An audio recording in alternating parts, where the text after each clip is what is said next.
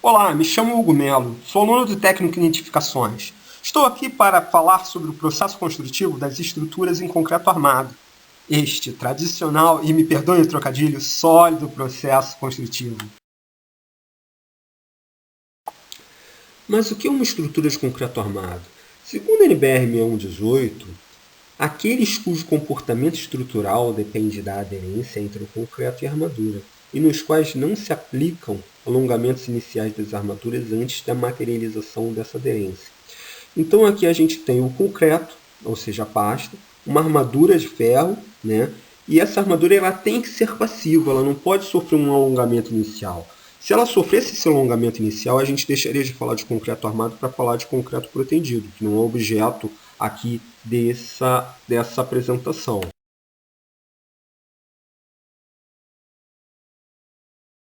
O Brasil e o concreto armado. Em nosso país, temos quase que uma onipresença da alvenaria de vedação com estruturas de concreto armado, onde as paredes são dimensionadas apenas para suportar seu próprio peso, cabendo aos elementos estruturais, lajes, vigas e pilares, transmitir os esforços verticais da estrutura até as fundações, que irão distribuir essa carga ao solo.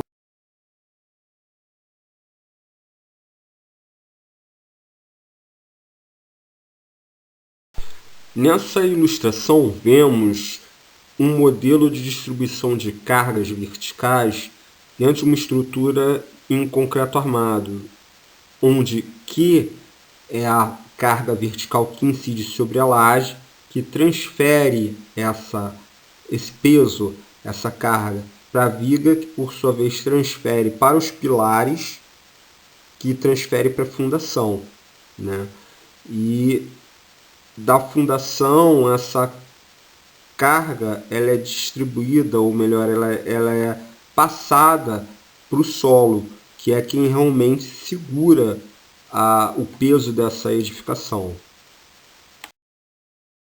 Mas quais as características do concreto armado? O concreto armado é a junção do concreto com uma estrutura de aço em seu interior, né?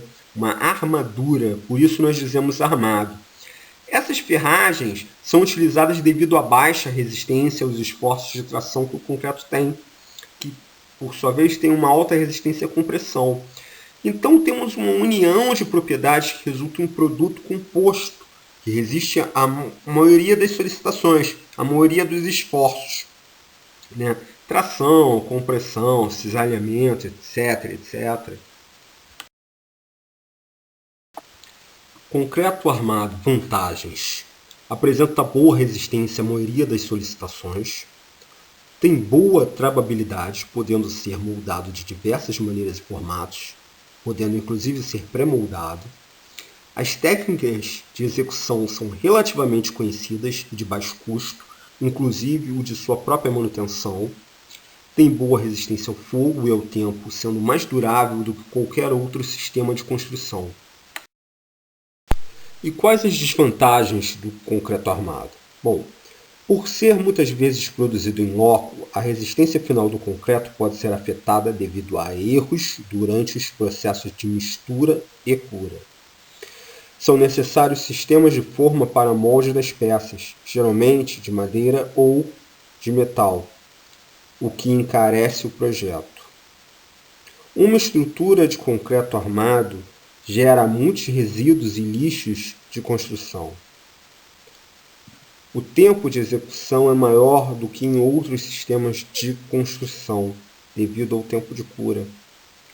Reformas e adaptações são algumas vezes complicadas e muitas vezes de difícil execução, podendo ser inviáveis devido ao custo. Conclusão. O concreto armado é um sistema construtivo que, como qualquer outro, tem vantagens e desvantagens, mas por questões de custo, e aí falamos de logística, mão de obra, insumos empregados, o mesmo deverá ser a escolha eletiva da construção civil, salvo em projetos muito específicos. Bem, muito obrigado por assistir minha apresentação.